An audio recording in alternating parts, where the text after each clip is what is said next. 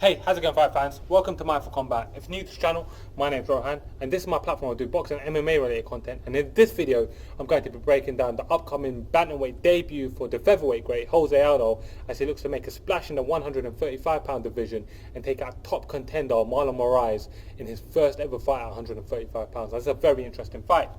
Jose Aldo is looking to reinvigorate his career, and what he's thinking is he can drop down to 135 pounds and that can be the place where he reinvigorates his career. But that's not so easy, because waiting to meet him there, and the first ever time that he cuts his weight all the way down from 145 pounds to 135 pounds, and let's not forget he struggled to make 145 pounds, but awaiting him to welcome him is one of the most dangerous fighters that in a lot of ways is just a younger version of Jose Aldo, and that's what's crazy about this fight.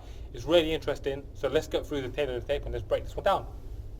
Jose Aldo is 33 years old. That makes him 2 years older than Marlon Moraes. Now 33 is not that old in the relative scheme of things, but considering he's going down to bantamweight where reflexes matter, and reflex is one of the first things that go, and also he's been around for a long time, that's something to take into consideration. Marlon Moraes is only 31, 2 years younger than him, which is not much, but actually he hasn't had the wear and tear on his body that Jose Aldo has, and that's something for us all to remember.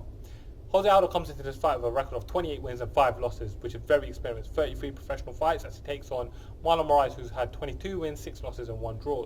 Now, whilst the experience is not dissimilar, the difference is that Jose Aldo's gotten the bulk of his career against the best of the best in the entire world. Marlon Moraes has not done this. He's had a lot of time in the World Series of Fighting, and all due respect to all those fighters, they're not the best in the world. So there's a difference in who they've been fighting, but still that's something to consider, that you know, in terms of experience when it comes to the records, they're fairly even, so that's a fair fight. This is a good fight.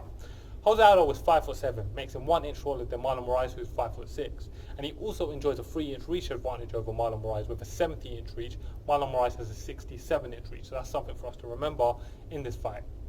Now, when we're talking about their styles, that stuff comes into play a bit more. Marlon Moraes, and both Jose Aldo and Marlon Moraes are Muay Thai strikers. That's what they are. They both got great Brazilian Jiu-Jitsu, and Jose Aldo's got that vaunted Brazilian Jiu-Jitsu that we haven't really seen in his MMA career, and Marlon Moraes has submitted people in his MMA career, but where they both shine is their striking. The difference is I think Marlon Moraes enjoys the advantage when it comes to kicks, and Jose Aldo enjoys the advantage when it comes to boxing. And that should be very interesting to watch this fight play out, especially recently. Jose Aldo has not been that dynamic kicker which he once was, so remember that. Let's look at some of the key wins. So for Marlon Moraes, the first key win that jumps out off his record is against Miguel Torres. Miguel Torres was obviously the former WEC champion at the time. He don't really get the credit that he deserves, but anyway, check out Miguel Torres.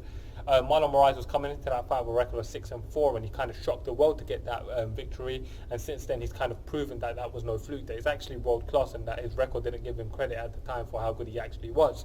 So he's got beaten Miguel Torres, he's beaten Rafael Sunsao to revenge that loss, and he's also beaten the likes of John the Magician Dodson, Aljamain Sterling, who's a top contender, and he thwarted the upward rise of Jimmy Rivera by ending his win streak with that brutal head kick, and that was another great win.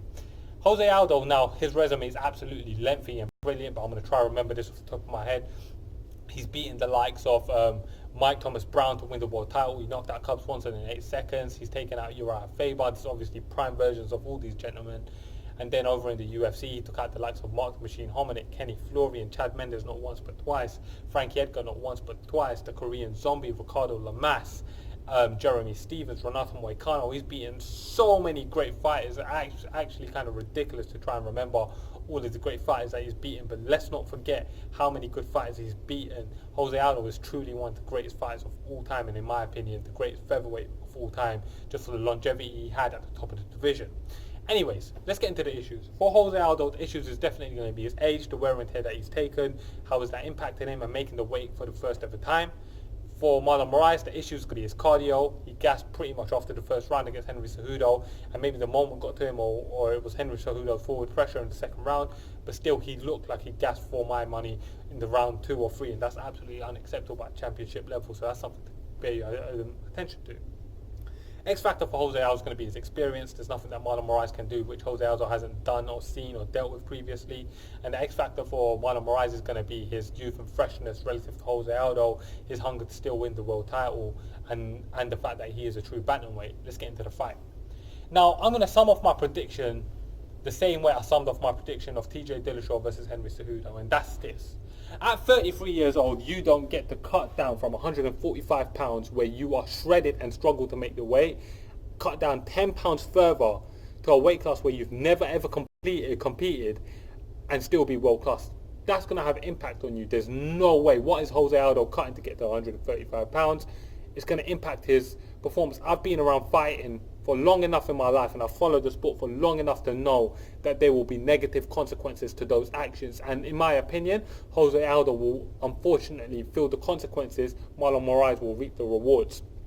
So in my opinion, we're going to see a drained and lesser Jose Aldo. We're going to see Marlon Moraes, who in my opinion is just slightly more dynamic than Jose Aldo on his feet at this point in his career.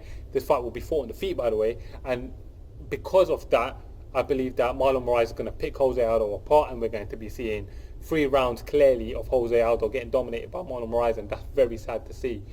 In my opinion, Jose Aldo is going to have opportunities late in the 2nd and 3rd rounds, but that's to say that he's not going to be gassed and the weight cut won't drain him as well, so it's very interesting to see.